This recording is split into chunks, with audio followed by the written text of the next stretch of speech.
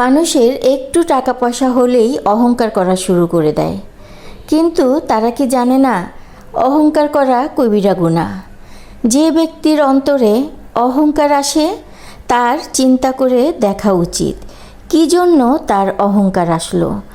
রাসূল সাল্লাল্লাহু আলাইহি ওয়াসাল্লাম বলেছেন, যার অন্তরে এক সরিষা পরিমাণ অহংকার থাকবে সে বেহেশতে প্রবেশ করতে পারবে না।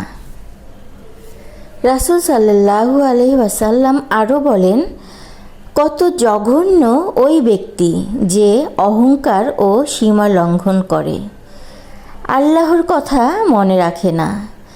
কি জঘন্য ওই ব্যক্তি যে গাফিল হয়ে আছে, কবরের কথা ভুলে বসে আছে। হে আল্লাহ, আমাদের সবাইকে অহংকার থেকে হেফাজত করেন।